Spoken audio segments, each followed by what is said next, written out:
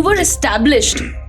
पहले तो मुझे ये बताइए कि कैसे and how did this happen? क्या उचित था, 1 या 2, फिर उसके बाद ये तो गवर्नमेंट ने अच्छा कर दिया कि उसके बाद सिर्फ ये अभी तो लगा दिया 2 अटेम्प्ट। वहाँ पे सबसे बड़ी कमी जो है वो अवेयरनेस की है जी। यूजुअली क्या होता है कि बच्चा ग्रेजुएट होता है, ऑफलाइन सेंटर्स में जाता है, शुरुआत के 1-1.5 साल तो उसके ऐसे ही निकल जाते हैं कि उसको पता ही नहीं होता कि किस एग्जाम की वो तैयारी कर रहा है। बहुत रिसेंटली एक मैसेज आया कि पिछले 7 साल से एग्जाम्स की तैयारी कर रहे हैं बैंक की, और कुछ नहीं निकला। मतलब प्री तो निकला, 1 आध बार मेंस निकला, और कुछ नहीं बना उसके बाद।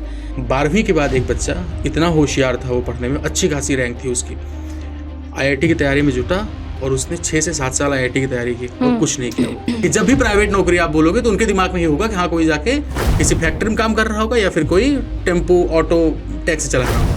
ये उनके दिमाग में प्राइवेट नौकरी की इमेज होती है। कि देखो, कोई भी सक्सेस स्टोरी होती है, कोई भी किसी की लाइफ जर्नी होती है, वो तुम कब बैठ के सुनते हो? जब उसमें शॉक फैक्टर होता है। माइंड स्ट्रांग करो, और कोई भी चीज़ छोटा या बड़ा नहीं होता कि ये काम करने से तुम छोटा हो जाओगे, ये काम करने से बड़ा हो जाओगे। दिमाग स्ट्रांग करो, तो किसी भी टॉपिक पे चर्चा हो रही ना, तुम उसमें अपना मजबूत तरीके से पक्ष रखने लायक हो जाओ। बस पहले कहेंगे सवाल ही नहीं बन रहा है, अच्छा सवाल बनने लगे तुरंत सर स्पीड नहीं आ रही है। अब वो उम्मीद कर रहे हैं कि एक ही दिन में ये तुरंत एक्सपर्ट हो जाए, सब एक ही दिन में आरसी हो जाए, पैराजंबल हो जाए, एक के दिन में सब हो जाए, तो ये गलत बात है। एंड अच्छे खासे उम्र का आदमी, 40 या 45 साल की उम्र उसकी रही होगी, और पतला दुबला सा, और उठा के सर पे उसने ऑलमोस्ट 2 घंटे 3 घंटे की मजदूरी की है। 30 रुपए की उसको मजदूरी मिली है।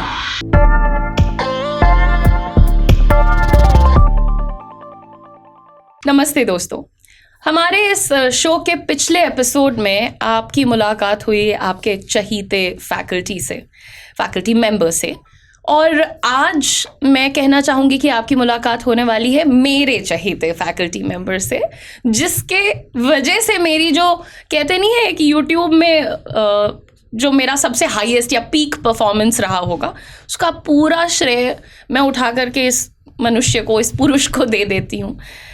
एक भाई के तरीके से, एक दोस्त के तरीके से, एक कॉलीग के तरीके से, एक वो इंसान जिसने मेरे ऊपर उस समय विश्वास किया जब शायद सबका विश्वास डगमगा चुका था।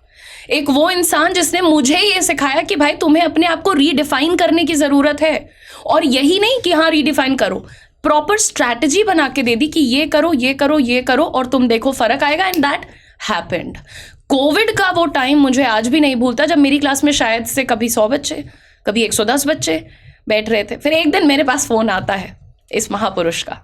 तो अब आगे की कहानी मैं आपको बताने लूँगी, शायद मेरे आंखों से आंसू भी आ जाएंगे, पर मैं ऐसा नहीं करना चाहती।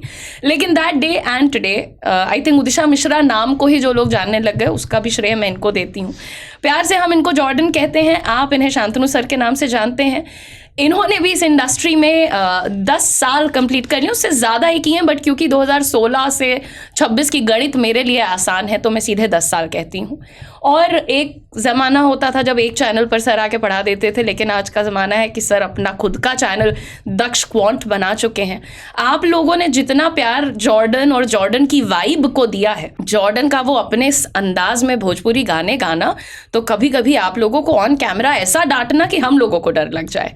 ये सारी चीज़ें बहुत कुछ सिखाती हैं, बहुत कुछ बताती हैं। बट आज सबसे पहले आइए स्वागत करते हैं हमारे शांतनु सर का, हमारे जॉर्डन का, और फिर जानते हैं उनकी पर्सनल जर्नी के बारे में भी बहुत सारी इंटरेस्टिंग चीज़ें, और लाइफ को लेकर के उनकी अपनी क्या लर्निंग्स हैं और आपके साथ क्या शेयर करना चाहते हैं वो भी। तो वेलकम जॉर्डन जी, बहुत बहुत शुक्रिया। सबसे पहले तो आपने इतना खतरनाक इंट्रोडक्शन दे दिया ना कि इमोशनल तो हम अंदर से खुद होते जा रहे थे। मुझे लग रहा था अब क्या बोलेंगे, मैं अब क्या बोलेंगी। तो इंट्रोडक्शन में ही जो कुछ बातें समझ आई कि इसमें मैम सिर्फ ये नहीं जो आपने कहा कि आपका योगदान, मुझे लगता है कि मेहनत ही वो बड़ा रोल प्ले करता है किसी भी इंसान की सक्सेस, या फिर है तो होता है ना कि जैसे एक नॉर्मली एस्पिरेंट्स को हम लोग बताते रहते हैं। अब 100 बच्चे हैं, 100 बच्चों में सिलेक्शन तो 2 का ही होता है, तो मेन होता है ना कि डेडिकेशन के साथ उसको फॉलो करना। राइट। तो यही था, उसमें इतना ज़्यादा क्रेडिट देने की आवश्यकता नहीं है। नहीं, वो तो ईमानदारी की बात है, बट ठीक है, दैट्स ऑल्सो वन थिंग। अब अच्छी बात यह है कि क्यों भाई आखिर जॉर्डन और हम इतने अटैच्ड क्यों हैं? एक ट्रायो के नाम से आप हम लोगों को जानते हैं, हम दोनों साथ में बैठे हैं और सौरभ सिंह का नाम ना ले तो हमें लगता है बाहर निकल के पिटाई भी हो सकती है हमारी। तो हमारे जो प्रोफेसर हैं वो भी इस तिगड़ी का अटूट हिस्सा हैं। लेकिन दोस्तों, एक और अच्छी बात मैं यहाँ पर आपको बताना चाहती हूँ कि मेरा जो पैतृक निवास है, जहाँ से हम ओरिजिनली आते हैं, वहां से 20 किलोमीटर की दूरी पे भाई रहते हैं, ठीक है। और पूरे ऑफिस में जब भी इनको ये बताना रहेगा कि मतलब मेरा नाम लेके नहीं बोलेगा, अरे हमारे गांव की बिटिया, मतलब ऑफिस के बहुत सारे कॉलीग्स तो हंसते हैं कि उदिशा आ गई, नहीं बोलेंगे, शांतनु सर के गांव की बिटिया आ गई। अच्छा, एक बात बताइए, मतलब आज तक चलो ठीक है, हम लोग की दोस्ती इस तरीके से, हम लोग भाई बहन वाला रिश्ता ही होता है, लेकिन आपने कभी बताया नहीं मतलब लोगों को कि आप मेरी साली लगती है। ये देखा, एक ये अफवाह शांतनु को फैलाने में इतना मजा आता है। अगर मैं डिटेल में बताने लग गई तो खैर वो तो बहुत पारिवारिक हो जाएगा, बट हाँ, हमारी एक बुआ जी हैं जो इनके कहीं आस पड़ोस में उनका विवाह हुआ है, और बुआ जी, लिसन, ये फैमिली शो हो जाएगा यहाँ थोड़ी देर में, ठीक है। तो एनीवे जॉर्डन, आप ये बताइए सबसे पहले, क्योंकि यार देखो हम लोग सेम टाइप की पृष्ठभूमि से यहाँ पहुंचे हैं, ठीक है। एंड आपकी जो जर्नी हमने देखी है, आपसे जो हमारी पहली मुलाकात थी, उस टाइम जो आपका एटीट्यूड था और आप जितना बिल्ड कर चुके थे उस समय पे भी, जब हम पहली बार मिले थे शांतनु सर से, तो क्योंकि हम नए थे इंडस्ट्री में, हमें उतना अंदाजा नहीं था सर के स्टैचर का या सर का क्या कितना कंट्रीब्यूशन हो चुका है। लेकिन मैं आपसे पूछना चाहूंगी कि प्रतापगढ़ जैसे छोटे से जिले से निकल करके और यूट्यूब की दुनिया में खुद को स्थापित कर लेना, और वो भी 2019 तक आप सेटल्ड थे, राइट, यू वर एस्टैब्लिश्ड। पहले तो मुझे ये बताइए कि कैसे and how did this happen. तो इसमें व्यक्तिगत तौर पे जो मुझे महसूस होता है ना, कुछ तो होता है कि आपको खुद नहीं पता होता कि डेस्टिनी आपको कहाँ लेके जाएगी, राइट। बस इसमें एक चीज़ है जो आज भी हम बच्चों को बोलते हैं कि जो भी काम करो ना वो ईमानदारी से करो, और उसमें एजुकेशन ऐसी चीज़ है कि पढ़ाई के प्रति जब भी आप अपना 100% देते हो तो वो रिफ्लेक्शन होता ही होता है। एब्सोल्युटली। तो मुझे ऐसा लगता है कि जब हम पढ़ाई कर रहे थे तो मैंने पूरी जी जान से पढ़ाई की, पूरी ईमानदारी के साथ। जब अपॉर्चुनिटी मुझे मिली इस प्रोफेशन में तो वो काम भी मैंने पूरी ईमानदारी के साथ किया, क्योंकि मुझे लगता है कि 9th क्लास 10th क्लास में ही हम लोग को एक चैप्टर पढ़ाया जाता है फिजिक्स में, एनर्जी के बारे में। कहा जाता है कि energy neither can be create nor can be destroy, तो खाली वो ट्रांसफॉर्म होती है। तो जाहिर सी बात है, जैसी एनर्जी हम अपने साइड से क्रिएट करते हैं वो सिर्फ ट्रांसफॉर्म होती है और कभी ना कभी वो रिफ्लेक्ट करती ही करती है। Right. तो ये चीज़ें जो, जहाँ तक मेरी बात है, तो मैंने वही चीज़ की पढ़ाई में पूरी जान लगाई, फिर जब अपॉर्चुनिटी मिली तो उसको भी पूरी ईमानदारी के साथ किया, और फिर डेस्टिनी है आगे लेके चली गई, आगे बढ़ते चले गए, इतना ही था। और मुझे लगता है कि बच्चों को ये सारी चीज़ें सीखनी चाहिए कि अगर जो कुछ भी आप कर रहे हो ना, लगन के साथ करो, निष्ठा के साथ करो, कोई भी प्लान बी वगैरह अल्टरनेट लेके चलने की आवश्यकता नहीं है, जो करो डेडिकेशन के साथ करो। That's absolutely the most beautiful thing I've heard. Energy neither can be created nor can be destroyed, has to be the end of everything. कि मतलब आप अचानक से उसको क्रिएट नहीं कर देंगे, वो आपके अंदर है, it has to just be put to right use, सीधी सी बात। लेकिन यहाँ पर याद आता है वो समय जब हमारा डिस्कशन तो होता ही था उस टाइम पर भी, एंड स्टार्टिंग सैलरी जो आपकी थी और आज तक की जो जर्नी है उसके बारे में थोड़ा सा, एक स्टार्टिंग सैलरी तो मुझे लगता है अब आप बता ही सकते हैं कंफर्टेबली, और बिल्कुल रियल वाली बताइएगा, नहीं तो हम बता देंगे। नहीं, पहली सैलरी थी मेरी, जो मेरी ऑफर लेटर पे लिखा था वो था 15,000 करके महीने का। हाँ। और फिर उसमें टैक्स वैक्स भी कट जाता था, पिटता भी था यार, हम लोग कैसे ढीठ लोग थे जो नौकरी कर लेते थे भाई उसके लिए भी। तो 12-13 हज़ार रुपये मिलते थे। और जो अच्छा, एक चीज़ पता नहीं क्या है कि मुझे कभी भी ना पैसे के बारे में, मतलब मैंने कभी, मुझे ये अंदर से लगा ही नहीं। अब सोचते हैं, हाँ लगता है यार बहुत कम पैसे थे मेरे पास, बहुत गरीब आदमी थे, अब ये रियलाइज होता है।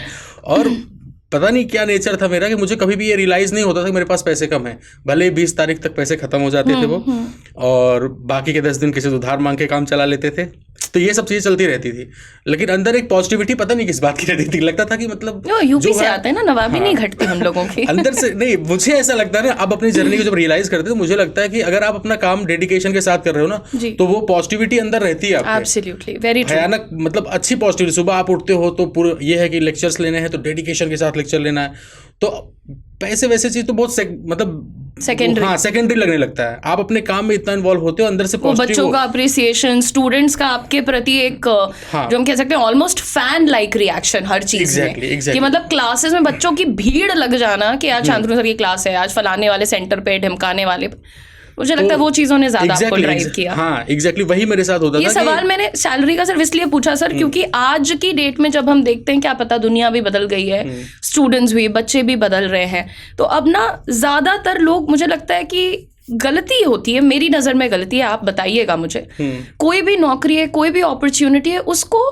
पैसे के बल पे नापते हैं, या उसकी खूबसूरती को पैसे के दम पे जांचा जाता है। क्या ये सही है ऐसा करना? ये मैम क्या होता है ना कि जैसे दूर के ढोल सुहावने होते हैं, है ना, तो एक दूर से देखने का नजरिया होता है कि हाँ ठीक है, पैसे पैसे पैसे से हम ये काम करेंगे, लेकिन हकीकत ये है कि जब तक आपको उस काम में दिलचस्पी नहीं आएगी, काम में मजा नहीं आएगा, फिर मतलब पैसे से, पैसा क्या होता है भाई? अगर देखो तो पैसा आप अपने जरूरत की चीजें ले सकते हैं, पैसा आपको तो महीने में एक बार क्रेडिट हो रहा है ना। सही बात। आप तो वो तो 30 दिन नहीं काटेगा आपका। 30 दिन जो आपकी जर्नी चलने वाली है, वो तो आपके काम में दिलचस्पी होनी चाहिए, है ना। अगर आपको काम करने में मजा आ रहा है तो आपके 30 दिन मजेदार तरीके से कटेंगे। आपके पास ठीक है पैसा इसलिए है कि आपको घूमने का मन कर रहा है, आपके पास वो पैसा होना चाहिए, आपको अच्छा कपड़ा खरीदना है, वहाँ के लिए पैसे होने चाहिए। तो पैसे से, मुझे लगता है कि पैसे से नौकरी को चूज करना या जॉब को चूज करना से ज़्यादा बेहतर ये है कि आप ये देखें कि आपको वो काम करने में मजा आएगा कि नहीं, है ना। इस तरीके से आप अगर लेके चलेंगे तो मुझे लगता है कि लाइफ ज़्यादा बेहतर ढंग से आप जी सकते हैं। नहीं, बिल्कुल ठीक आपने कहा है। एंड आई थिंक ये सोचने वाली बात भी है कि भाई तुम चलो बहुत बड़े पैकेज की नौकरी उठा ले रहे हो, बट तुमको मजा ही नहीं आ रहा है, you don't enjoy that work, तो तुम अभी बच्चों को लगता है कि अरे चलिए हमको कोई 5 लाख रुपए महीना देने लगेगा तो हम क्या नहीं कर लेंगे। भैया नहीं करने का मन करता आपको, कुछ काम नहीं शुरुआत में कुछ टाइम अच्छा लग सकता है, एंजॉय कर लोगे, ठीक है, शुरुआत का शायद 1 साल बहुत खींच लोगे तो 1 साल, उसके बाद दिल नहीं करता। ऑफिस जाने से पहले लोगों को चक्कर आने लगते हैं कि यार मुझे उस ऑफिस में नहीं जाना। ये जेन्युइन बातें हम आपको बता रहे हैं यहाँ पर। चलो खैर, सैलरी की एक बात हो गई। अब जो हमारे यहाँ पर स्टूडेंट्स हैं वो शांतनु सर को काफ़ी टाइम से फॉलो कर रहे हैं, बहुत सारे सवाल आप लोगों के रहते हैं, तो कुछ सवाल मैं आप लोगों की तरफ से सर से पूछना चाहती हूँ। जैसे क्वेश्चन नंबर 1, सर अगर आप एक बार फिर से एक 21, 22, 23 साल के युवा होते, अभी भी आप युवा ही हैं, मैं नहीं बुजुर्ग, लेकिन वो तो मैं हूँ, आई थिंक मेरी उम्र हो गई है, बट चलिए फिर आप अपने उसी ही जिले में, उसी ही लेट्स से विलेज में हम रह रहे होते, आप रह रहे होते, एंड आपको बैंक एग्जाम की तैयारी करनी होती, तो वो आपका जो भी, पहले तो आप क्या 2 साल का प्लान बनाते या 3 साल का बनाते या कितने साल का प्लान बनाते, और वो प्लान कैसा होता, like what would have been your strategy? ठीक है, तो अभी क्या है कि चूंकि हम काफ़ी लंबे अरसे से इस इंडस्ट्री में गुजार चुके हैं, तो अभी तो सारी जानकारियाँ हो गई हैं कैसे प्लान बनाना चाहिए, कैसे नहीं। लेकिन एक ये है कि नहीं, जिस जगह से हम लोग आते हैं वहाँ पे सबसे बड़ी कमी जो है वो अवेयरनेस की है जी, है ना। यूजुअली क्या होता है कि बच्चा ग्रेजुएट होता है, ऑफलाइन सेंटर्स में जाता है, शुरुआत के 1-1.5 साल तो उसके ऐसे ही निकल जाते हैं कि उसको पता ही नहीं होता कि किस एग्जाम की वो तैयारी कर रहा है, ठीक है, क्या सिलेबस है, क्या प्लानिंग होनी चाहिए, कुछ नहीं पता होता। तो पहली चीज़ तो ये कि भाई सबसे पहले तो जो भी बच्चे शुरुआत करना चाह रहे हैं उनको तो ये कि पहले अवेयरनेस का मतलब ये है कि आप एक प्रॉपर ऑल अबाउट करके एक टर्म होता है ना कि हाँ भाई कोई भी एग्जाम की तैयारी करनी है तो पहले उसकी नस चीज आप निचोड़ लो, जैसे ऑल अबाउट SBIP हो या all about SBIP, all about IBPS हो, आप ऑल अबाउट बैंकिंग एग्जाम्स पहले तो आपको ये करना चाहिए, ठीक है। अब मान लो हम उस जगह पे होते तो जाहिर सी बात है मेरा प्लान अभी के हिसाब से ये होता कि बैंकिंग की तैयारी जो है वो तैयारी करने का जो पूरा पार्ट है ना वो 6 महीने का होता है कि 6 महीने में अगर आप डेडिकेशन के साथ कर रहे हो तो 6 महीने में आपकी तैयारी पूरी हो जाती है जी। फिर शुरू होता है अगले 6 महीने आपके एग्जाम्स का सिलसिला, प्रीलिम्स है, मेंस है, अलग अलग एग्जाम है। बैंकिंग के देखा जाए तो 6 रेगुलर एग्जाम्स होते हैं और भी तमाम तरह के एग्जाम होते हैं।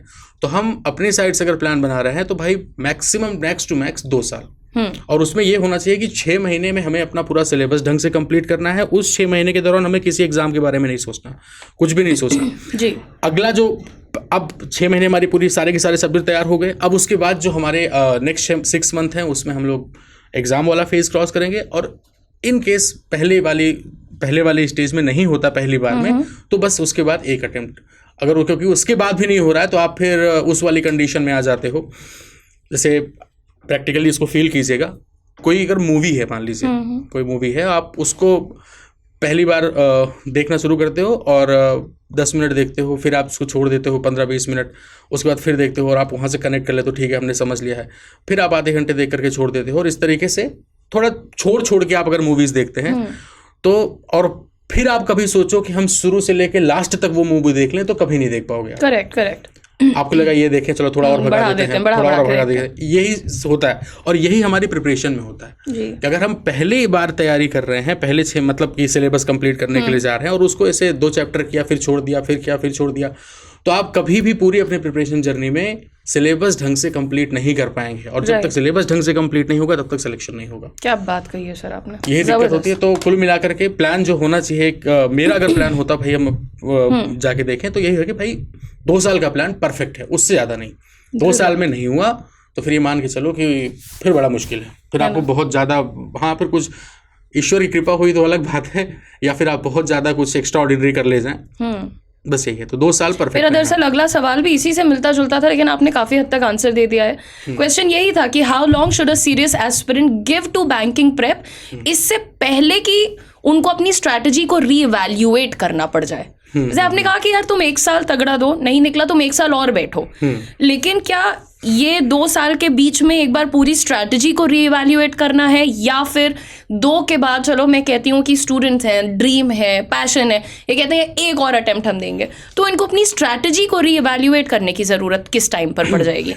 अगर आप 2 साल का प्लान बनाते हैं तो प्लान भी सटीक होना चाहिए ना, कि प्लान इस तरीके का हो कि हमें पहला स्टेप ये है कि हमें सिलेबस कंप्लीट करना है। सिलेबस कंप्लीट करने के दौरान ही यहाँ पे हम कहते हैं कि एग्जाम के बारे में नहीं सोचो, आप ये सोचो कि हमें चैप्टर्स ढंग से तैयार करने हैं। आप अगर ग्रामर में मान लीजिए डाउन चैप्टर कर रहे हो तो डाउन चैप्टर को इस तरीके से तैयार करो कि उसमें उसके प्रीलिम्स के सवाल भी हो जाए, उसके मेंस के भी सवाल हो जाए, और नाउन इस तरीके से आपने पढ़ रखा है कि नाउन से रिलेटेड कोई भी क्वेश्चन हो वो आप सॉल्व कर सके बैंकिंग में हो। इस तरीके से आपको पहले 6 महीने की तैयारी में हर एक चैप्टर को तैयार करना है। लेकिन जो प्रॉब्लम होती है बच्चों के साथ वही होती है कि इसी 6 महीने की तैयारी के दौरान, सिलेबस कंप्लीट करने के दौरान ही वो एग्जाम्स के हिसाब से सोचने लगे कि ये क्वेश्चन IBPS क्लर्क प्री में आता है कि ये क्वेश्चन IPS क्लर्क मेंस में आता है, इस हिसाब से सोचने लगते हैं। और दिक्कत क्या होती है, उसी 6 महीने में कोई नोटिफिकेशन आ गया तो आधा अधूरा सिलेबस कंप्लीट है, छोड़ दिया, उस एग्जाम की तरफ मूव कर गए, ये दिक्कत होती है। तो प्लानिंग मेरे ख्याल से इस तरीके से होनी चाहिए कि पहला 6 महीने आपका हो गया भाई एग्जाम, हमें सिलेबस तैयार करना है, फिर हमें एग्जाम्स देने हैं, तो ये पहला अटेम्प्ट हो गया आपका। अब ये पहले अटेम्प्ट में अगर आपका नहीं होता है तब आप अपनी जो स्ट्रेटजी है उसको रिवैल्यूएट करो और देखो कि भाई हाँ अब इसमें कहाँ पे कमी रह रही है, क्या और चेंजेस कर सकते हैं। तो मुझे लगता है कि एक जो पहला अटेम्प्ट आपने सारे के सारे एग्जाम्स दिए ना, उसके बाद अगर किसी में नहीं होता है तो उसी टाइम आपको तुरंत के तुरंत डिसाइड कर लेना चाहिए। आपको क्या लगता है व्हाट इज मोर रिस्की? ज़्यादा मुझे जिस चीज़ का आजकल थोड़ा सा स्ट्रेस भी होता है, बच्चों की जो पूरी लाइफस्टाइल चल रही है कैंडिडेट्स की, क्योंकि बहुत से स्टूडेंट्स अभी मेरे साथ टच में हैं। एंड बहुत रिसेंटली एक मैसेज आया कि पिछले 7 साल से एग्जाम्स की तैयारी कर रहे हैं बैंक की, और कुछ नहीं निकला, मतलब प्री तो निकला, एक आध बार मेंस निकला और कुछ नहीं बना उसके बाद।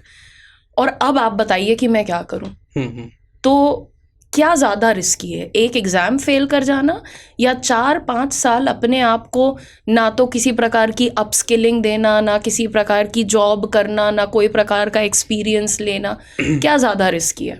आपको एक कहानी बताते हैं। जी। हमारे गांव के बगल का गांव है, तो एक लोग हैं, उनका नाम जटाशंकर रख दिया सब लोगों ने। अच्छा। रीज़न उसका ये था कि पहले जो IIT के एग्जाम एंट्रेंस एग्जाम्स होते थे, अब तो JEE मेंस के नाम से होते हैं, पहले 12वीं के बाद इंजीनियरिंग के लिए आपके पास 3 विकल्प होते थे। एक IIT का एंट्रेंस होता था, 7 IIT थे उस टाइम पे। एक AIEEE नाम से एग्जाम होता था जिसमें NITs होते थे, उसमें 20 NIT थे, नेशनल इंस्टीट्यूट ऑफ टेक्नोलॉजी। और फिर बाकी स्टेट लेवल के भी एग्जाम होते हैं, जैसे UP-TU का जो एग्जाम होता था, UP सीट नाम से होता था, UPSEE। ये 3 विकल्प होते थे। ठीक है। बच्चों का जो ड्रीम होता था वो IIT क्रैक करना होता था। IIT क्रैक करने के लिए गवर्नमेंट ने कोई भी एज क्राइटेरिया या कोई भी ऐसा लिमिटेशन नहीं लगाया था, नंबर ऑफ अटेम्प्ट को लेकर कोई लिमिटेशन नहीं लगाया था। तो ड्रीम पूरा करने के लिए वो व्यक्ति 12वीं के बाद एक बच्चा इतना होशियार था, वो पढ़ने में अच्छी खासी रैंक थी उसकी, आईआईटी की तैयारी में जुटा और उसने 6 से 7 साल आईआईटी की तैयारी की और कुछ नहीं किया। वो निकला कि नहीं? कुछ नहीं निकला, दाढ़ी बाल सब बड़े बड़े, इसलिए उनका नाम जटाशंकर रख दिया गया। तो अब क्या करते हैं? अब आप ये खुद रियलाइज कीजिए कि क्या उचित था, 1 या 2। फिर उसके बाद ये तो गवर्नमेंट ने अच्छा कर दिया कि उसके बाद सिर्फ ये अभी तो लगा दिया 2 अटेम्प्ट कि आप एंट्रेंस क्वालिफाई करना चाहते हैं। इस तरीके का ऑब्सेशन होता है लोगों में। एग्जैक्टली। तो अब ये सोचिए कि एक तरीके से वो जो बहुत अच्छा कर सकता था इंसान, लेकिन कहीं ना कहीं देखो तो बर्बाद ही कर लिया अपनी पूरी लाइफ। यही चीज हो रहा है आज के टाइम पे। बैंकिंग एस्पिरेंट की तैयारी कर या फिर कोई भी गवर्नमेंट एग्जाम, एसएससी वगैरह में भी हम देखते हैं गवर्नमेंट एग्जाम की प्रिपरेशन आप कर रहे हो, तो ये बच्चों के साथ बहुत बड़ी दिक्कत है भाई। टारगेट अगर आप, जैसे कि मैंने शुरुआत में बताया कि 2 साल 3 साल का अपना प्लान लो, होता है बहुत अच्छी बात, अपना पूरा ईमानदारी के साथ काम कीजिए। नहीं होता है तो आप सोचो, कुछ और भी बहुत सारे विकल्प हैं। जॉब करना, this is part of life, not a life. ये जीवन नहीं है, this is just a part of your life ना। तो आप ये सोचो, अगर आपका बैंकिंग ठीक है, एक सेक्टर है, आपका पैशन है आप, लेकिन 3 साल बहुत ज्यादा टाइम होता है। मैंने कहा है 2 साल बहुत ज्यादा टाइम, ठीक है। अगर आप नहीं कर रहे हो, अगर आप लगातार उसी में जुटे हुए हो, तो कहीं ना कहीं आप लाइफ अपनी डिस्ट्रॉय कर रहे हो, वेस्ट भी कर रहे हैं ना टाइम, बेकार है भाई। अब ऐसा थोड़े कि मतलब, और बच्चों को ये बातें शायद चुभ जाती हैं, लेकिन बेटा तुम लोग समझते नहीं हो, आगे पूरी जिंदगी पड़ी है, कितनी सारी चीजें अभी तुम्हें एक्सप्लोर करनी है, जिम्मेदारियां हैं, घर वाले हैं। अच्छा, एक प्रॉब्लम 2 चीजें हैं जिस पर मैं बहुत इंपॉर्टेंटली आपसे बात करना चाहती हूँ। सवाल नंबर 1, देखिए मैं नहीं जानती कि इस देश में बहुत छोटे छोटे गांव होंगे, बहुत छोटे छोटे ज़िले होंगे, बहुत तरीके के लोग होंगे, लेकिन मैं जहाँ से आती हूँ प्रतापगढ़ से, और जिस गांव से, जिस जगह से आती हूँ, परिवेश से, वहाँ पर मैंने देखा है कि पैसे के प्रति लोगों का जो रिएक्शन होता है उसने मुझे शॉक कर दिया था। जैसे यहाँ पे हम लोग ब्लिंकिट का एक ऑर्डर कर देते हैं तो 700, 800, 1000, 1200, जो भी, मतलब कोई बिग डील नहीं है। आप भी एक्सपीरियंस कर चुके हैं, हम भी कर चुके हैं। हम आपको अपने ही गांव की बात बता रहे हैं। वहाँ आज भी एक इंसान के लिए 10 रुपए की जो कीमत है, वो क्या होता है सर, गेहूं का जो सूखा वाला पार्ट होता है ना, वो गेहूं का होता है, धान का होता है, सॉरी धान का, पराली धान, करेक्ट, वो धान, माय बैड, मेरी कमजोरी बुद्धि है। बट एनीवे, वो इतना भारी भारी बंडल्स, वो पता नहीं क्यों थ्रेशर चला था या क्या हुआ था, वहां पे रखे थे, उसको उठाकर दूसरी जगह रखना था। एंड अच्छे खासे उम्र का आदमी, 40 या 45 साल की उम्र उसकी रही होगी, और पतला दुबला सा, और उठा के सर पे उसने ऑलमोस्ट 2 घंटे 3 घंटे की मजदूरी की है। 30 रुपए की उसको मजदूरी मिली है, 30 rupees. And I was shocked कि ज्यादातर लोग जो वहां पे काम कर रहे थे वो ऐसे टेम्परेरी काम जो आके नहीं ले लेते हैं, वैसे तो कहते हैं अधिया पे काम करते हैं या पता नहीं कैसे कैसे, लेकिन आज भी छोटे गांव में 30 रुपए की इतनी वैल्यू, 50 रुपए की, 1000 रुपए की। और मैं कहती हूँ यार, बच्चे गांव से निकल आते हैं, कोचिंग में जाना है, दोस्तियां करनी है, पीजी में रहना है, घूमना है, खाना है। जिस घर से पिताजी या माताजी या बड़े भैया तुमको खेती किसानी करके पैसा भेज रहे हैं, महीने का 5000 भी अगर भेज रहे हैं, तो उनके बारे में कोई क्यों नहीं सोचता है? कहीं बच्चों के दिमाग में ये तो नहीं आ जाता कि हम तो राजा हैं, बाहर रह रहे हैं, घर से पैसा आवत बा है। ये वाला अप्रोच हमने देखा है बहुत बच्चों का। तो इस बारे में आपका क्या सोचना है कि एक जो रियलिटी से लोगों का संबंध टूटता है, डिल्यूजन में जाते हैं, what do you think about that, और इसको कैसे बचा के रखना है? बिल्कुल बिल्कुल। तो भाई देखो, जहाँ से आप आए हो, जहाँ से आप, जैसे मैम बता रही हैं कि उन्होंने ये सिचुएशन देखी, तो उनको पता है कि हाँ भाई ठीक है, कितनी मेहनत से वहाँ पे उस जगह पे लोग पैसे कमाते हैं। तो जहाँ से आप आए हैं, जहाँ से आपके माता पिता हैं, आपको रियलिटी नहीं भूलनी चाहिए, बिल्कुल नहीं भूलनी चाहिए। होता सिर्फ इतना है कि जैसे अपने कुछ दोस्तों की कहानी बताते हैं हम आपको। तो प्रयागराज में जब हम लोग रह के पढ़ाई करते थे, तो वहाँ पे होता ना कि एक आराम तलब जीवन, हाँ, वो वाली सिचुएशन आ जाती है, बहुत ईजी है ना। आराम से कोई रोकने टोकने वाला नहीं कि सुबह कितने बजे उठ रहे हो, कब सो रहे हो, कोई रोकने टोकने वाला नहीं। तो बहुत सारे बच्चे होते उसी के हैबिचुअल हो जाते हैं। करेक्ट।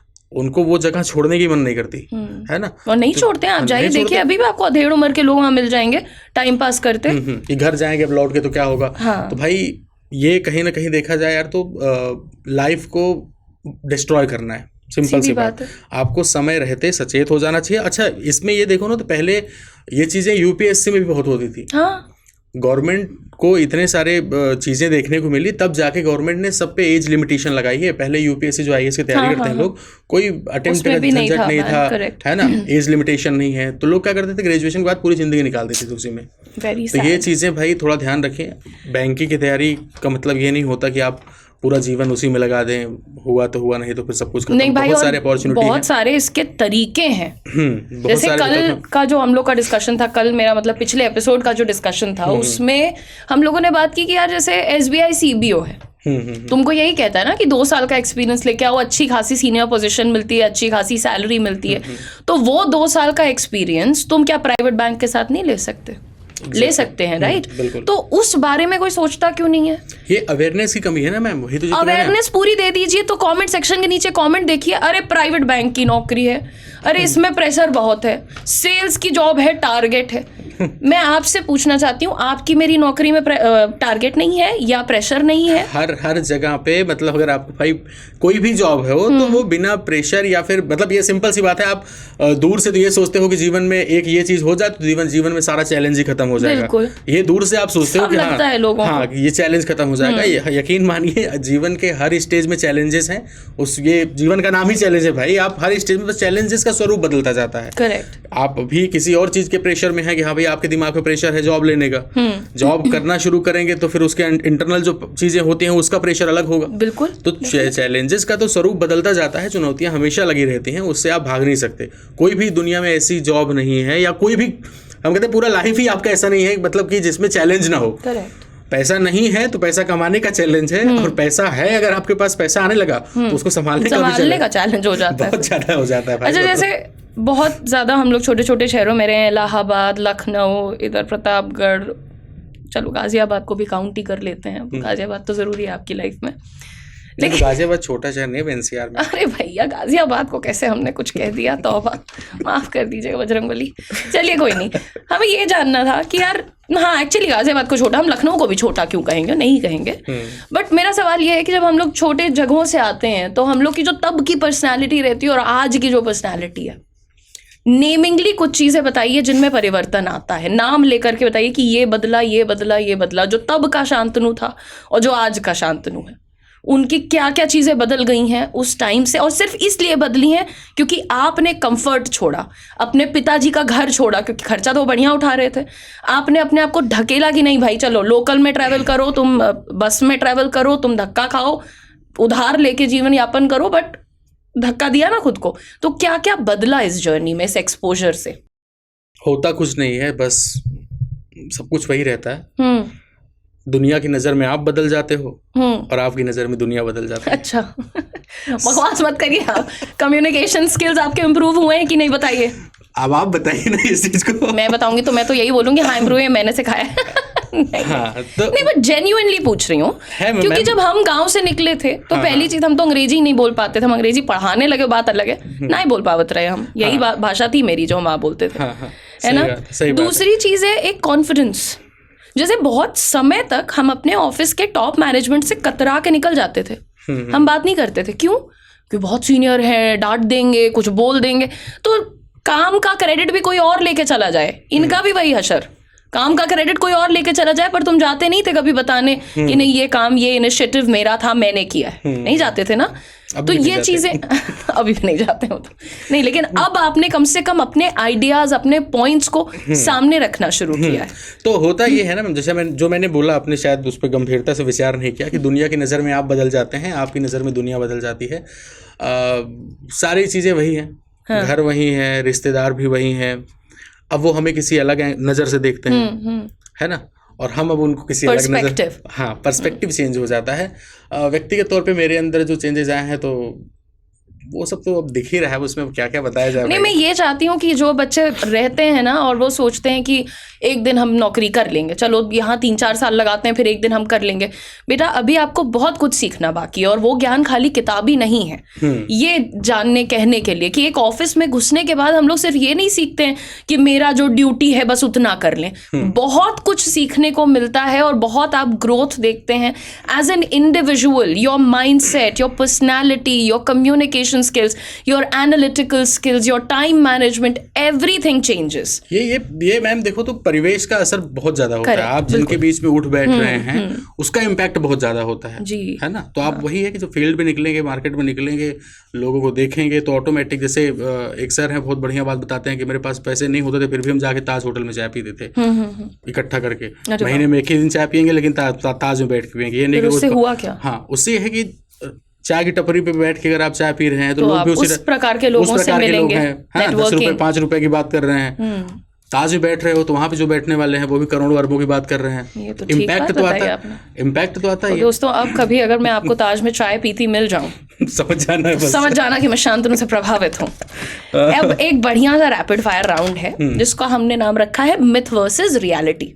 वर्सेस नहीं, मिथ और रियलिटी। ये मिथ है कि सच्चाई है, ये आपको बताना है। Private bank is equal to no job security. ये अफवाह है, पूरी तरीके से मिथ ही है। चलिए, मतलब झूठ है। हाँ। ठीक है। Government bank job is equal to no pressure. एक मिनट, हम पहले थोड़ा पहले वाले पे ही आते हैं। हाँ, बताइए। आप ये बताइए कि सिक्योरिटी किस चीज की है, आप यही बता दो। किसी चीज की नहीं, इस लाइफ में किस चीज की सिक्योरिटी है? किसी चीज की नहीं। हम आप बैठे हैं यहीं पे, बगल से सांप आए काट के भाग जाए। भाई ट्रम्प पूरा प्रेसिडेंट प्राइम मिनिस्टर उठवा ले रहा है।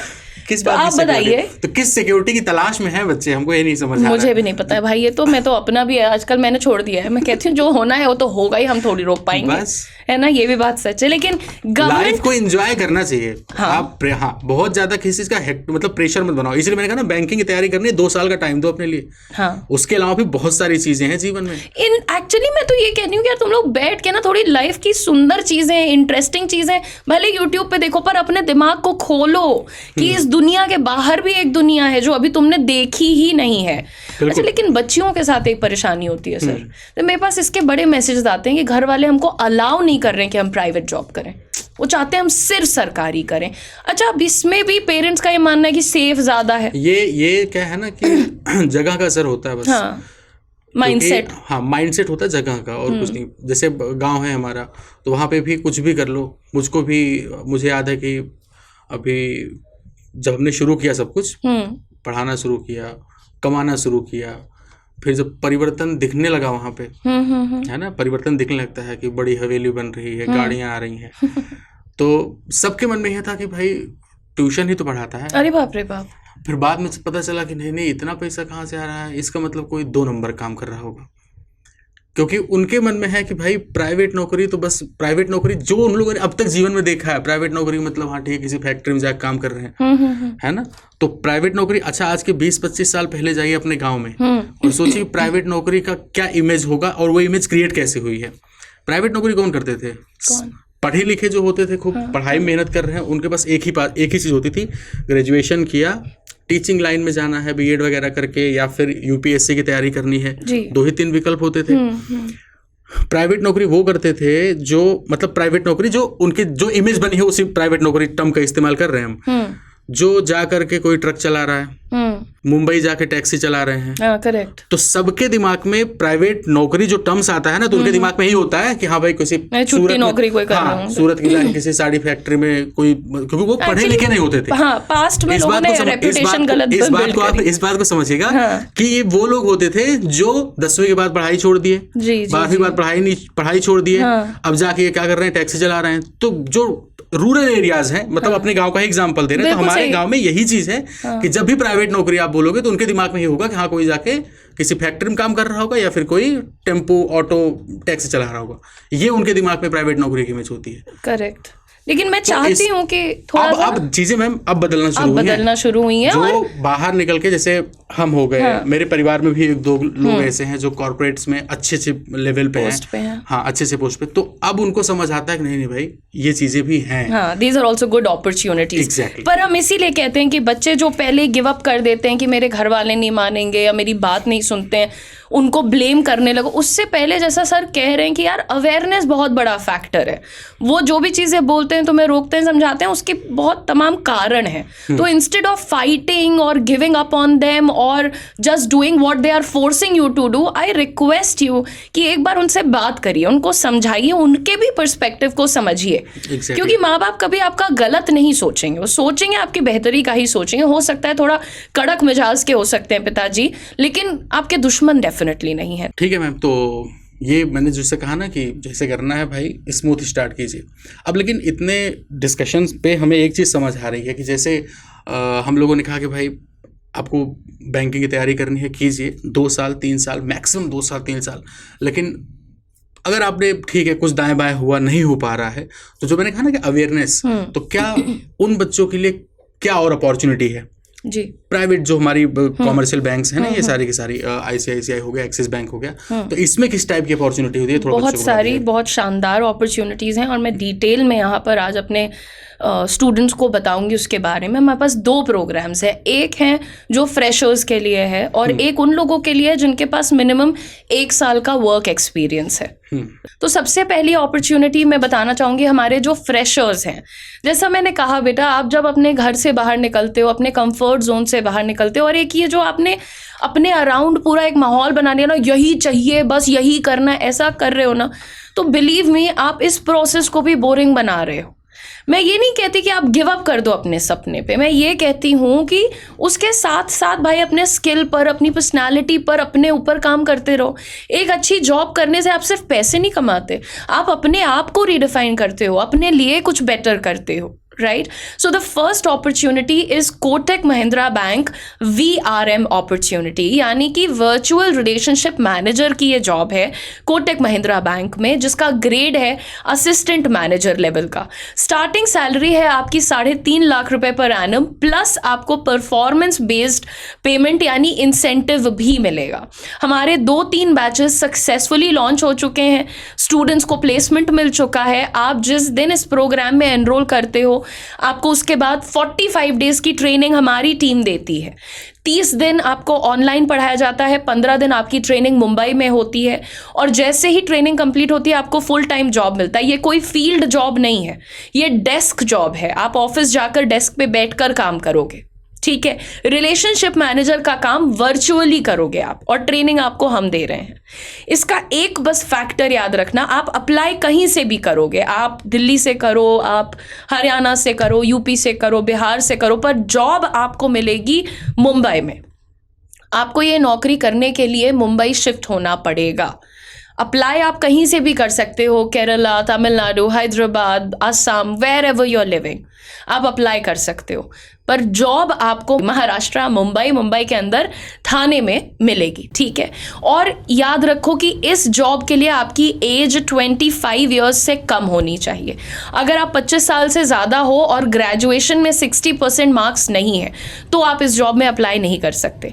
लेकिन अगर आपका ग्रेजुएशन में 60% मार्क्स हैं और एज आपकी 25 साल से कम है, तो नीचे डिस्क्रिप्शन में हमने एक लिंक लगा दिया है कोटक महिंद्रा बैंक VRM के नाम से, उस लिंक पर क्लिक करो, उसको फिल करो, आगे का पूरा स्टेप हमारी टीम आपको समझाएगी। ये एक पेड प्रोग्राम है, 50,000 प्लस GST की फीस रहेगी इसकी, लेकिन आपको ये पूरी की पूरी फीस 50,000 रुपए की, जैसे ही आप इस नौकरी में 1 साल कंप्लीट करोगे, ये पूरी फीस आपको वापस लौटा दी जाएगी in the form of a bonus, ठीक है। ये अपॉर्चुनिटी हो गई हमारे फ्रेशर्स के लिए। अब बात करते हैं हमारे उन कैंडिडेट्स के लिए जिनके पास 1 ईयर का मिनिमम वर्क एक्सपीरियंस है। अगर आप ग्रेजुएट हो तो आपके पास मिनिमम 1 साल का वर्क एक्सपीरियंस होना चाहिए और ग्रेजुएशन में कम से कम 50% होने चाहिए। अगर आप पोस्ट ग्रेजुएट हो यानी MA, MSc, MCom कुछ भी किया है, तो तुम्हारे पास अगर 6 महीने का भी वर्क एक्सपीरियंस है तो भी तुम एलिजिबल हो। ध्यान से सुनना, ग्रेजुएट हो, BA, BSc, BCom कुछ किया है तो तुम 1 साल का वर्क एक्सपीरियंस रखो। अगर मास्टर्स किया है, PG किया है, तो 6 महीने का वर्क एक्सपीरियंस भी ठीक है। इस अपॉर्चुनिटी का नाम है CBG-RM with axis bank. CBG यानी कॉमर्शियल बैंकिंग ग्रुप RM, ठीक है। यहाँ पर दोस्तों हम आपको 12 महीने की ट्रेनिंग देते हैं। इस ट्रेनिंग में आप हमारे कैंपस में भी रहते हो, 2 महीने की ट्रेनिंग वो मिलती है, 2 महीने हम आपको ऑनलाइन ट्रेनिंग देते हैं, 2 महीने हम आपकी एक्सिस बैंक के साथ इंटर्नशिप करवाते हैं, और लास्ट के 6 महीने आपको ऑन द जॉब ट्रेनिंग कराई जाती है एक्सिस बैंक के साथ। ट्रेनिंग कंप्लीट होते ही आपको फुल टाइम जॉब मिल जाती है एक्सिस बैंक में, CBG-RM में। इसकी स्टार्टिंग सैलरी है 6.3 लाख से 6.8 लाख पर एनम, यानी 6.5 से 7 लाख तक की आपकी सैलरी है, और इंसेंटिव भी आपको मिलेगा। यहाँ पर दोस्तों, जो मैंने आपको कहा 12 महीने की ट्रेनिंग है, तो आप ये मत सोचिए कि 12 महीने आप बस जाके पढ़ाई कर रहे हैं, आपका कोई फ़ायदा नहीं है। शुरुआत के 2 महीने आप अपना ऑनलाइन ट्रेनिंग लेते हो और आप अपने जो अभी वर्क एक्सपीरियंस जहाँ का दिखा रहे हो वहाँ पर नोटिस पीरियड सर्व करते हो। अगले 2 महीने से हम आपको स्टाइपेंड देना शुरू करते हैं 15,000 रुपीज़ पर मंथ, यानी 2 महीने में 30,000 रुपीज़ आप अर्न करते हो। और इसके बाद जो आपका इंटर्नशिप का 2 महीना है और ऑन द जॉब ट्रेनिंग के 6 महीने हैं, टोटल 8 महीने में आपको फुल सैलरी मिलना शुरू हो जाती है ट्रेनिंग के टाइम से। ठीक है। और ये जो आपकी जॉब है ये डेप्यूटी मैनेजर ग्रेड की है, एक्सिस बैंक के साथ है। तो यहाँ पर आपको ध्यान रखना है कि आप एक अच्छी अपॉर्चुनिटी पा सकते हो, अच्छी सैलरी पा सकते हो। और एक्सिस बैंक के प्रोग्राम में तो ये भी है कि मान लो आप राजस्थान से हो या लेट्स से आप केरला से हो and you apply for this job, आपको जो पोस्टिंग मिलेगी उसमें भी हम पूरी कोशिश करते हैं कि आपको केरला में ही प्लेसमेंट मिले या राजस्थान में ही प्लेसमेंट मिले, या आप पंजाब से अप्लाई करें तो पंजाब से मिले। इस तरीके की और भी बहुत सारी अपॉर्चुनिटीज़ हैं हमारे पास। आप लोगों को इंटरेस्ट है तो आप हमारे चैनल को भी फॉलो कर सकते हो। मेरे चैनल का नाम है एस जॉब्स, वहाँ पर मैं इसके बहुत सारे सेशंस करती हूँ, तो आप ज़रूर देखें। लेकिन फ़िलहाल बस यही कहूँगी कि बेटा एक कैलकुलेटेड प्लान के साथ लाइफ में आगे बढ़ो। बस बैठ के अंधाधुंध 4 साल 10 साल लगाते रहना किसी चीज़ के पीछे विदाउट अ प्लान, ये थोड़ा सा रिस्की लगता है मुझे। जी बिल्कुल मैम, तो ये तो बहुत बेहतर अपॉर्चुनिटी है बच्चों के लिए। और वही है, मतलब अगर जैसे वर्क कल्चर की बात किया जाए, जो अभी आपने एक सवाल किया था ना कि क्या प्राइवेट जॉब में या प्राइवेट बैंक में प्रेशर नहीं होता या गवर्नमेंट में प्रेशर नहीं होता, तो देखो वर्किंग सेम है। आपका अकाउंट अगर SBI में है तब भी आपको उतने ही काम पड़ते हैं जितना कि आपका ICICI बैंक में है तो भी उतने ही काम पड़ेंगे। कुछ भी एक्स्ट्रा, मतलब एक हम बता रहे हैं कि कंज्यूमर के जब उतने ही टाइप के टास्क हैं तो जो उस पर काम कर रहे हैं उसमें उनको भी उतने ही टास्क होंगे। ठीक है, तो कुछ भी बहुत ज़्यादा अंतर नहीं है और अपॉर्चुनिटी बढ़िया है। अपने डेडिकेशन के साथ 2 से 3 साल आप दीजिए गवर्नमेंट बैंक, जो गवर्नमेंट एग्जाम्स होते हैं उनको क्वालिफाई करने के लिए। नहीं हो रहा है तो कोई बात नहीं, मूव कीजिए भाई, जीवन में बहुत सारी चीज़ें करनी है। बिल्कुल बिल्कुल ठीक। तो on that note, thank you so much Jordan हमारे साथ जुड़ने के लिए। इट्स ऑलवेज अ प्लेजर जब बैठ के आपसे कुछ बात करते हैं, सीखते हैं, स्टूडेंट्स के साथ शेयर करते हैं। आप ऐसे ही मचाते रहिए, लाइफ में आगे बढ़ते रहिए, यही हमारी शुभकामनाएं हैं आपके लिए। जी ma'am, thank you so much. आपको बहुत बहुत शुक्रिया और बच्चों को भी all the very best. Thank you guys.